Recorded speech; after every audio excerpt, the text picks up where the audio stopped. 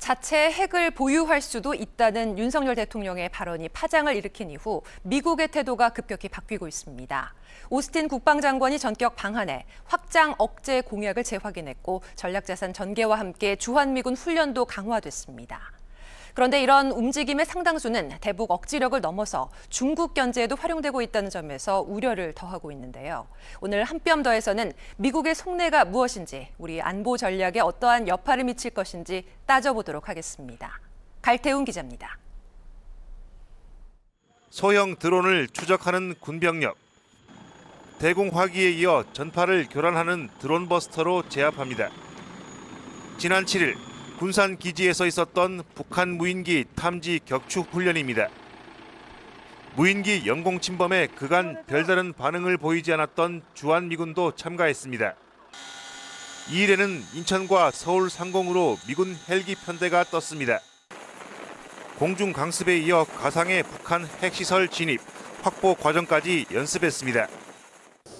서해에는 1일부터 이틀간 미 전략자산이 등장했습니다.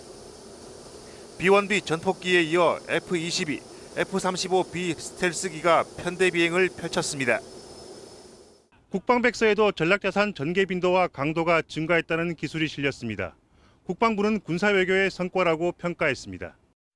1월 31일 오스틴 미 국방장관의 방한에 이어서 대한민국에 대한 강력한 확장 억제를 행동화하는 미국의 의지와 한미동맹의 능력을 보여주는 것입니다. 모두 국내 자체 핵 무장론이 제기된 이후 미국이 보여준 행동입니다. 부랴부랴 오스틴 국방장관이 방한했고 확장 억제 공약은 빈말이 아니라고 재확인했습니다. 전략 자산, 주한미군이 있으니 핵은 더 이상 언급하지 말자는 의미였습니다. 최근에는 미 공군 참모총장까지 나서 전폭기 등의 역량을 믿어달라고 호소했습니다. We have the capability to have that extended deterrence reigned around the world, to include with the Republic of Korea on the peninsula. And that is all part of what we are able to, particularly with our bomber fleet in particular.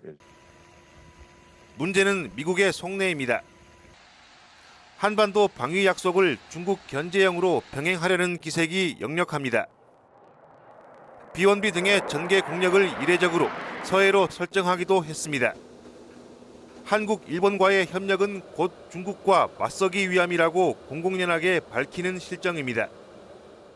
But in virtually all of our engagements with our Japanese and ROK counterparts, we discuss our shared vision for a free and open Indo-Pacific region.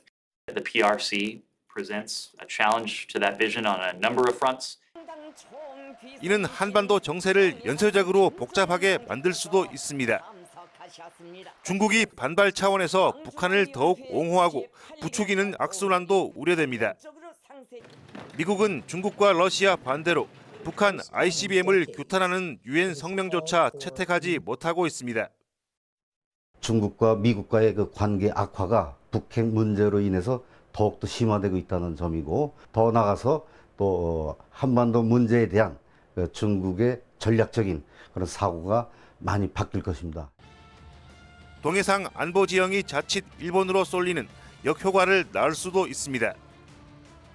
미측 행보가 온통 북한 탄도탄의 일본 타격 위협 해소에 집중돼 있기 때문입니다.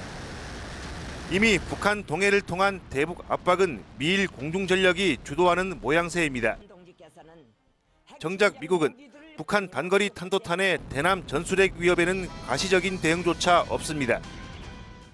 남조선 전역을 사정권에 두고 전술핵 탑재까지 가능한 것으로 하여 전망적으로 우리 무력의 핵심적인 공격형 무기로서 적들을 압도적으로 제압해야 할, 오로지 미국의 철저한 계산법에 따라 좌우되는 확장 억제 공약.